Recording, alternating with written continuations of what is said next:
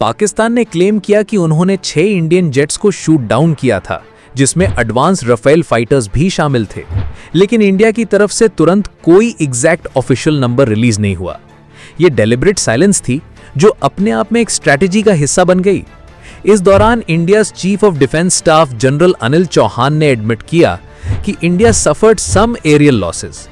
ये एक guarded statement था जिसमें स्पेसिफिक्स एब्सेंट थे, लेकिन टाइमलाइन में पहली क्लियर स्टेटमेंट आया जब 4 अगस्त 2025 को air chief marshal Amarpreet Singh ने पब्लिकली कहा, We were able to get there at least 2 command and control centers in like Murid and Chaklala that I have shown you one of the pictures. At least 6 radars, some of them big, some of them small. 2 SAGW system that is in Lahore and Okara. Then of course runway at Sargodha and Rahimia Khan. 3 hangars that we attacked. One was of course Sukur, the UAV hangar, the Bholari hangar of AEWNC, and Jacobabad, the F-16 hangar. And we have indication of at least 1 AEWNC in that AEWC hangar and a few F-16s which were under maintenance there. Apart from these, the SAGW systems, mostly from, I'm talking about fighter aircraft are from S-400. We have at least 5 fighters confirmed kills and 1 large aircraft, which could be either an Elint aircraft or an AEWNC aircraft, which was taken on at a distance of about 300 kilometers. This is the actually largest ever recorded surface-to-air kill that we can talk about. And Indian air force ने successfully 5 Pakistani air force jets और एक बड़ा साब 2000 airborne early warning aircraft को सफल तौर पर मार गिराया। लेकिन पाकिस्तान का जवाब एक सीधा डिनायल था। उनके डिफेंस मिनिस्टर ख्वाजा मोहम्मद आसिफ ने इंडियन क्लेम्स को कॉमिकल बताया, कहते हुए कि ये इंडिया की अपनी फेलियर्स को कवर अप करने की एक डेस्परेट कोशिश है। इंडिया के क्लेम का कोर एक अनप्रेसिडेंटेड अचीवमेंट पर बेस्ड है। S-400 मिसाइल सिस्टम ने एक पाकिस्तानी AEWNC एयरक्राफ्ट को 300 किलोमीटर्स की इनक्रेडिबल डिस्टेंस पर शूट डाउन किया, surpassing the previous record of a 200 kilometer strike in the Russia-Ukraine conflict and make this as a new world record. और important बात यह है कि ये क्लेम सिर्फ इंडिया से नहीं आ रहा।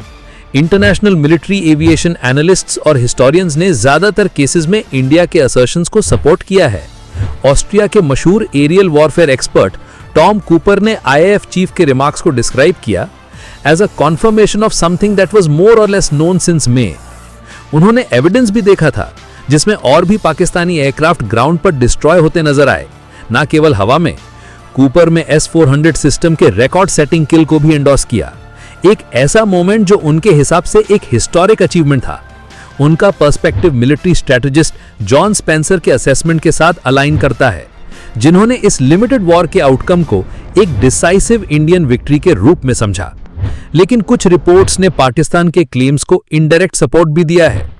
एक एनालिसिस ने इंटरनेशनल डिफेंस सोर्सेस को कोट करके यह सजेस्ट किया कि इंडिया का एक राफेल फाइटर जेट शायद लूज हो गया हो। सबसे ज्यादा नोटिसेबल रिएक्शन यूएस गवर्नमेंट का था, जिन्होंने ये कमेंट करने से इनकार कर दिया कि क्या पाकिस्तान ने अपने US supplied F-16 fighter jets इस कॉन्फ्लिक्ट में खो दिए थे। यह स्टांस 2019 बालाकोट स्ट्राइक्स के बाद के यूएस रिस्पॉन्स से काफी अलग था, जब सीनियर डिफेंस ऑफिशियल्स ने तुरंत कंफर्म किया था कि पाकिस्तान के सारे F-16 सेफ और अकाउंटेड फॉर हैं। इस बार यूएस की खामोशी अपने आप में यह दिखाती है कि इंडियन आर्म्ड फोर्सेस की स्ट्राइक कैपेबिलिटी और पावर कितनी जबरदस्त है। तो सवाल यह है, आफ्टर 20 वीक्स ये मिलिट्री ऑपरेशन डिस्क्लोजर क्यों हुआ? पहला कारण है डोमेस्टिक पॉलिटिक्स। जब पाकिस्तान डिफेंस मिनिस्टर ख्वाजा मोहम्मद आसिफ का स्टेटमेंट आया तो ऑपोजिशन गवर्नमेंट पर काफी प्रेशर डाल रही थी। यह एक मास्टर स्ट्रोक था। हेडलाइंस इंस्टेंटली बदल गई और नेशनल कॉन्वर्सेशन इकोनॉमी से हटकर मिलिट्री स्ट्रेंथ पर फोकस हो गई। दूसरा, इसका जियोपॉलिटिकल इंपैक्ट। S-400 की सक्सेस ने रशिया के डिफेंस सिस्टम की कैपेबिलिटी दिखाई और इसने यूएस को भी एक अनकंफर्टेबल पोजीशन में डाल दिया था। पाकिस्तान ने भी यूएस सप्लाइड F-16 खो दिए थे, लेकिन यूएस इस पर बिल्कुल चुप था।